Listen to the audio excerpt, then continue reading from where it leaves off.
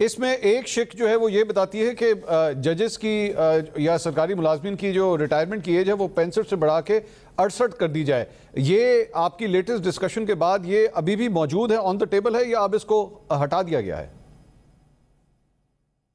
मैं उसकी बैकग्राउंड बताता हूँ। मैं उसकी वो एक एटम बम की तरह जो है टिक कर रहा है इस वक्त। अच्छा। और वो हम पेंशन का बोझ हटाना चाहते हैं, उसके उसके पीछे ये वजह है और कोई वजह नहीं है कि हम जो है इनका स्ट्रेच करके देखें। मैं आपको एक एग्जांपल देता हूँ, एक छोटा सा एग्जांपल देता जी हूँ जी। कि फौज का जो सिपाही जो है ना वो 18 साल के बाद या 19 साल के बाद रिटायर हो जाए। 38 ईयर्स का होता है जब वो रिटायर होता है। ठीक है।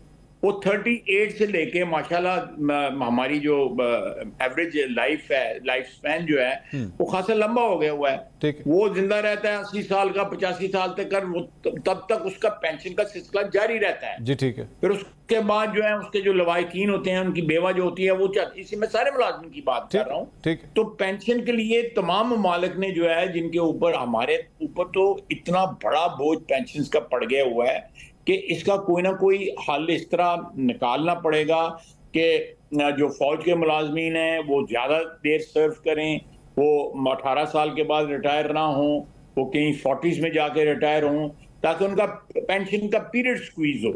इसीलिए 68 किया गया, इसके पीछे कोई और चीज नहीं है, तो इसमें सिर्फ पेंशन की इशू है। और इसमें ये जो 65 से नहीं, सबसे पहले तो ये बताइए ना कि ये अभी भी टेबल पे मौजूद है, क्योंकि पहले ये खबर आई थी कि इस पे मौलाना साहब नहीं मान रहे, लेकिन आप फरमा रहे हैं कि ये शिक अभी भी मौजूद है, आईनी तरमीम मौजूद है नहीं, टेबल पे। मैंने तो आप मैंने मुझे इसका नहीं मालूम कि क्या रहना है क्या नहीं रहना। ये तो फाइनल शेप जब होगी उस वक्त पता लगेगा।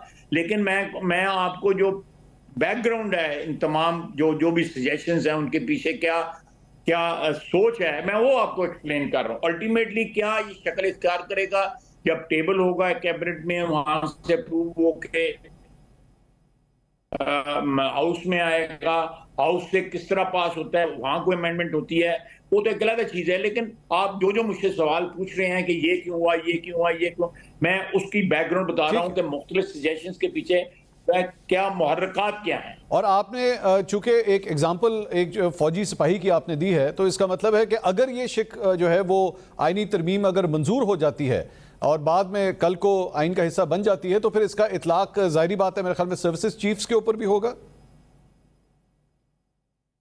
देखें, मुझे एग्जैक्टली इस वक्त मैं ऑफ द कफ ये आपको इसके ऊपर कमेंट नहीं कर सकता, लेकिन डेफिनेटली जो है ये हायर रैंक्स के ऊपर भी होगा, सिविल सर्विस में भी होगा। मेरा मेरा मतलब है कि सिविल सर्विस में भी पेंशन जो है खासी देर चलती है, और उसका अब मैं आपको एग्जैक्ट अमाउंट नहीं बता सकता, बट जो पेंशन का बोझ है it has gone into thousands of billions. ठीक है। थाउजेंड्स ऑफ बिलियंस, ठीक।